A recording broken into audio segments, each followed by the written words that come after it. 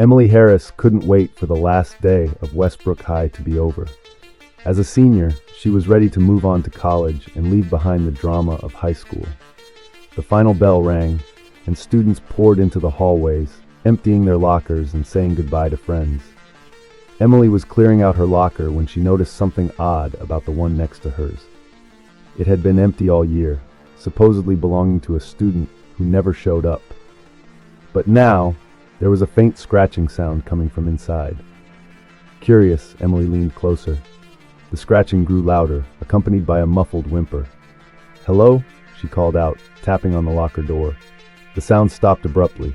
Emily looked around, but the hallway was nearly empty now. She tried the locker's handle, surprised to find it unlocked. As she opened it, a musty odor wafted out, making her gag. The locker was empty except for a small, leather-bound book lying on the bottom. Emily picked it up, her hands trembling. The cover read, "Property of Sarah Matthews, class of 1985. Opening the book, Emily realized it was a diary. She began to read, "May 15th, 1985, last day of school. I can't believe it's finally here. I should be excited, but I'm terrified. They're coming for me.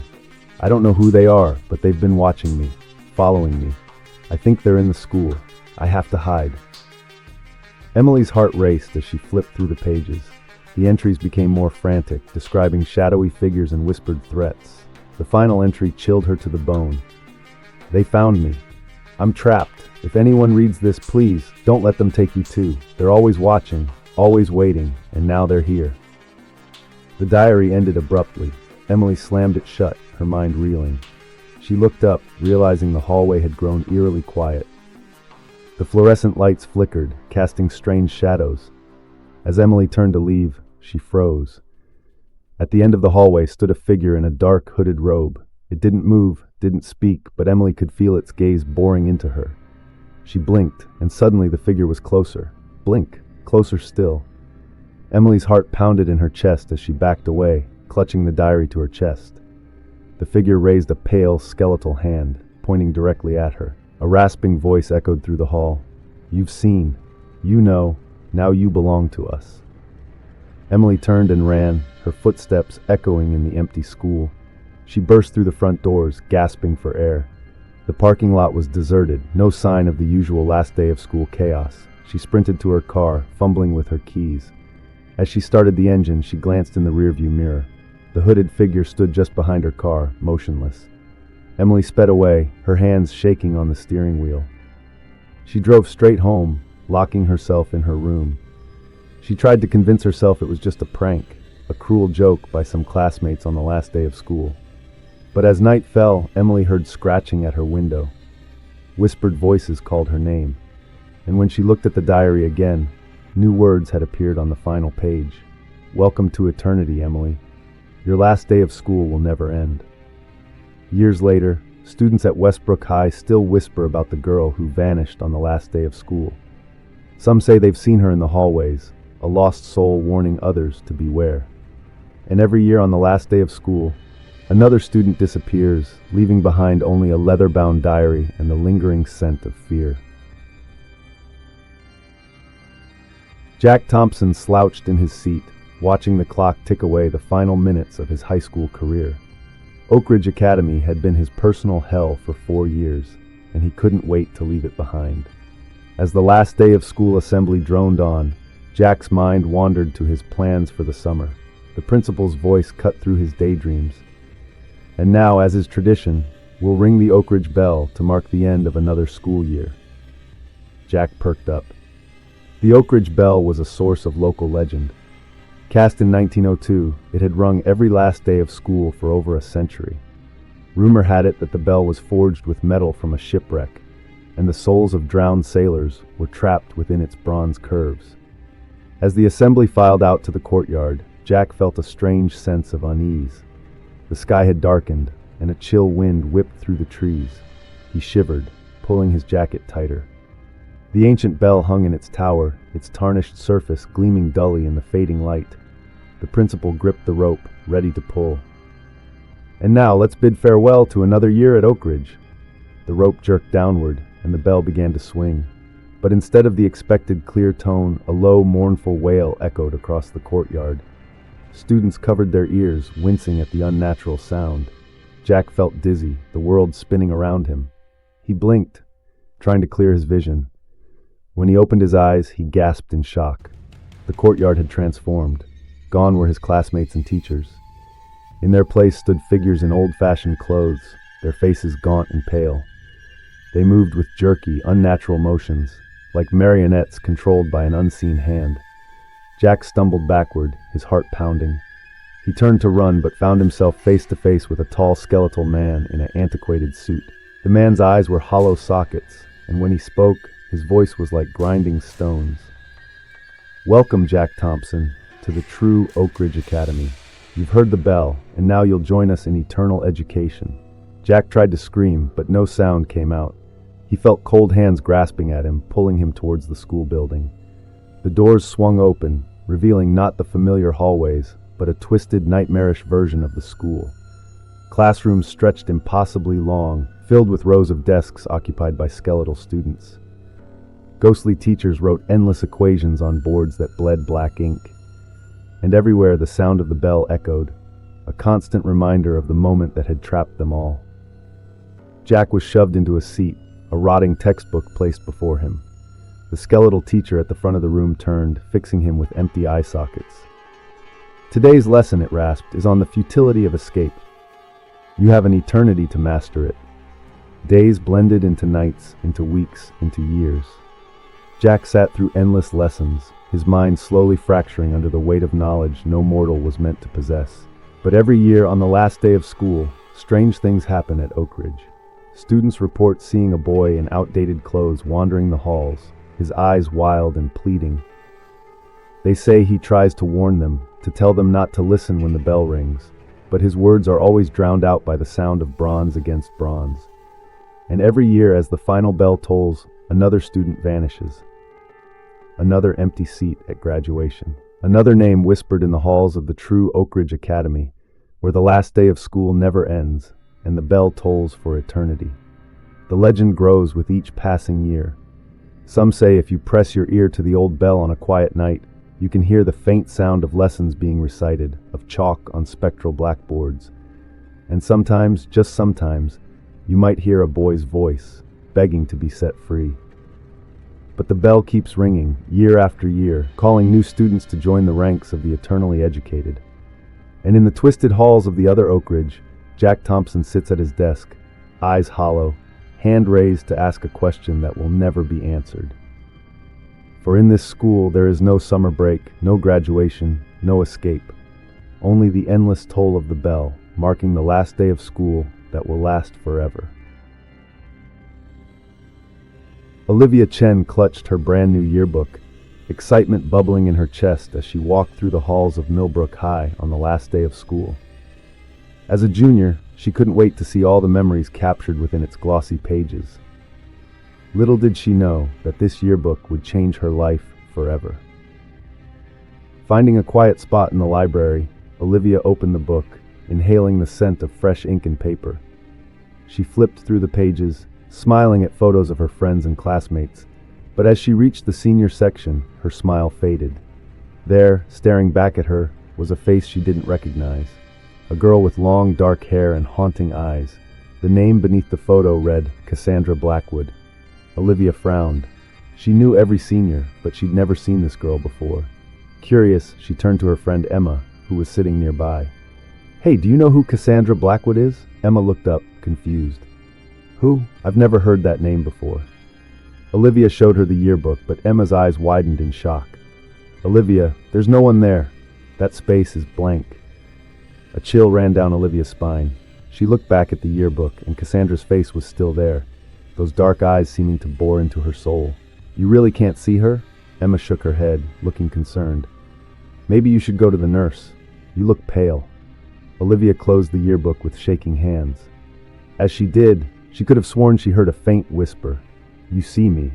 Now I see you." That night, Olivia couldn't sleep. Every time she closed her eyes, she saw Cassandra's face. Around 3 a.m., she heard a noise downstairs. Thinking it was her parents, she went to investigate. The living room was dark, lit only by the glow of the TV. Static flickered across the screen, casting eerie shadows. And there, sitting on the couch, was Cassandra Blackwood.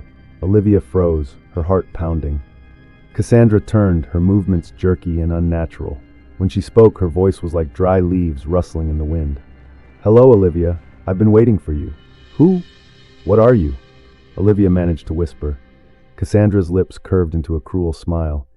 "I'm the girl who was forgotten, the one they tried to erase. But you saw me, Olivia. You brought me back." She stood, moving towards Olivia with inhuman speed. "And now you'll take my place." Olivia tried to scream, but no sound came out. She felt herself being pulled into the static on the TV screen, her body dissolving into pixels and noise. The last thing she saw was Cassandra's triumphant grin as she took Olivia's place in the real world. Olivia found herself trapped in a grayscale version of Millbrook High, endlessly wandering halls that never led anywhere. She could see the real world through windows and reflections, but no one could see or hear her. Days passed, then weeks. Olivia watched as life went on without her. Her parents filed a missing persons report. Her friends put up posters. But as time went on, memories of her began to fade. Meanwhile, Cassandra lived Olivia's life, wearing her face, speaking with her voice. But there were subtle differences. Olivia became withdrawn, her once bright smile now tinged with cruelty. Her friends noticed the change but chalked it up to the stress of senior year. In her grayscale prison, Olivia discovered she wasn't alone. Other forgotten students wandered the halls, all victims of the yearbook curse. They told her the tragic story of Cassandra Blackwood, a student from decades ago who had been bullied so severely that she took her own life. The school, fearing scandal, erased all records of her existence. But Cassandra's spirit lingered, trapped in the pages of each year's yearbook, waiting for someone to see her and set her free. Olivia learned that her only hope of escape was to make someone in the real world remember her. Truly remember her. But as days turned to months, that hope grew dim. The next year's yearbook editing began, and Olivia watched in horror as Cassandra, wearing her face, subtly removed all clear photos of the real Olivia from the previous year's events. She was being erased, just as Cassandra had been. On the last day of school, Olivia made a desperate attempt. As students gathered to sign yearbooks, she concentrated all her energy on making herself visible, if only for a moment. Emma, Olivia's best friend, was flipping through her yearbook when she paused, a flicker of confusion crossing her face. For a split second, she thought she saw a familiar face in the background of a photo, a face that tugged at her memory. But when she looked again, it was gone. That tiny moment of recognition was enough. Olivia felt a surge of energy, the grayscale world around her beginning to crack. Cassandra appeared before her, her face contorted in rage. "No! You can't leave! It's my turn to live!" But it was too late. The false world shattered, and Olivia found herself back in the real Millbrook High, gasping for air. Students around her jumped back in shock, staring at the girl who had appeared out of nowhere. In the chaos that followed, Olivia told her story. The yearbooks were examined, and Cassandra's photo was found, along with records of her tragic history. The school finally acknowledged its past mistakes, and a memorial was created in Cassandra's honor. Olivia never fully recovered from her ordeal. She would always see flickers of the grayscale world at the edges of her vision, reminders of the year she lost. And every time she looked at a yearbook, she could swear she saw faces hiding in the backgrounds of photos, forgotten students still hoping to be seen. The legend of the Millbrook High yearbook spread, and students learned to be careful when flipping through its pages. For you never know whose eyes might be looking back at you, waiting for their chance to live again. Dr. Marcus Whitmore beamed at his senior physics class on their last day at Evergreen High. "Today," he announced, "we're going to conduct an experiment that will change the way you see the world." The students exchanged excited glances. Dr. Whitmore's experiments were always interesting, but there was something different in his voice today, an intensity that sent shivers down their spines. "We'll be exploring the concept of parallel universes," Dr. Whitmore continued, wheeling out a strange contraption covered by a sheet. "This device, which I call the quantum mirror, will allow us to peer into alternate realities." He unveiled the machine, revealing a complex array of wires, lights, and what looked like a large, shimmering mirror. The class leaned forward, intrigued. Among them was Nathan Brooks, a quiet but brilliant student who had always been fascinated by Dr. Whitmore's theories. As the teacher began explaining the intricacies of quantum mechanics, Nathan felt a growing sense of unease. Dr. Whitmore flipped a switch, and the machine hummed to life. The mirror's surface rippled like water, and suddenly an image appeared. It showed the same classroom, but different. The students gasped as they saw versions of themselves subtly altered. "Incredible," whispered Nathan's best friend Zoe Chen. "It's really working," Dr. Whitmore grinned, his eyes gleaming with an almost maniacal light. "Now, who wants to be the first to reach through and touch their alternate self?" The class hesitated, the initial excitement giving way to apprehension. Nathan's unease grew. Something about this felt wrong, dangerous. Before anyone could volunteer, Dr. Whitmore grabbed Zoe's arm. "How about our star student?" he said, pulling her towards the mirror. "Wait!" Nathan cried out, but it was too late. Zoe's hand touched the surface of the mirror, and she screamed. There was a blinding flash of light, and when it faded, Zoe was gone. Panic erupted in the classroom. Students rushed for the door, only to find it locked. Dr. Whitmore stood by the quantum mirror, laughing. "Don't you see?" he shouted over the chaos. "This is the ultimate graduation. We're freeing ourselves from the limitations of a single reality." Nathan watched in horror as Dr. Whitmore began pushing students towards the mirror. With each touch, there was a flash, and another classmate vanished. In the mirror, he could see versions of his friends being pulled into the alternate classroom, confusion and terror on their faces. Desperately, Nathan searched for a way to stop the machine. He noticed a panel on the side, its screws slightly loose. As Dr. Whitmore grappled with another student, Nathan managed to pry the panel open. Inside was a mess of wires and pulsing crystals. Without thinking, Nathan grabbed the largest crystal and yanked it free. The machine sputtered and sparked, the image in the mirror flickering. Dr. Whitmore spun around, his face contorted with rage. "No, you don't understand what you're doing!" But it was too late. The quantum mirror exploded in a shower of glass and light.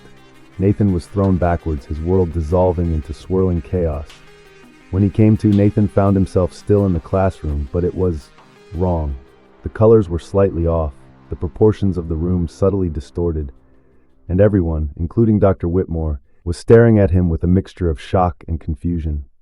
"Nathan?" It was Zoe's voice, but not quite Zoe. "What happened? How did you get here?" Nathan realized with growing horror that he had been thrown into one of the alternate realities. He tried to explain, but the words sounded crazy even to his own ears. This world's Dr. Whitmore looked at him with concern rather than maniacal glee. Days turned into weeks, and Nathan struggled to adapt to this new reality. Everything was just slightly different. His parents' personalities, the layout of the town, even major historical events. He was a stranger in a familiar land. Meanwhile, in the original reality, the other Nathan found himself hailed as a hero. He had stopped Dr. Whitmore's insane experiment, saving his classmates from being scattered across dimensions. But he knew, deep down, that he didn't belong there. Across countless realities, versions of Nathan, Zoe, and their classmates tried to find their way back home. Some adapted to their new lives, while others descended into madness, unable to reconcile the subtle wrongness of their new worlds.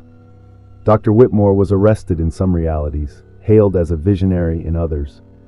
But in every version of Evergreen High, the last day of school would forever be remembered as the day reality itself was shattered.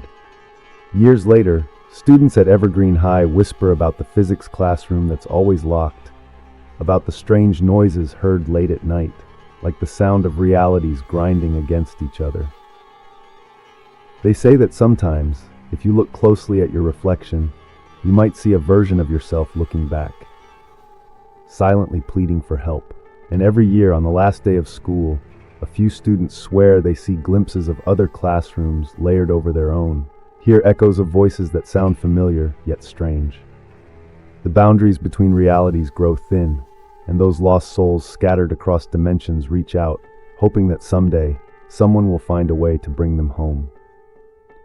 But for Nathan, and all the others trapped in worlds not quite their own, every day is the last day of school, a constant reminder of the moment their lives changed forever, and the desperate hope that someday They'll find their way back to where they truly belong.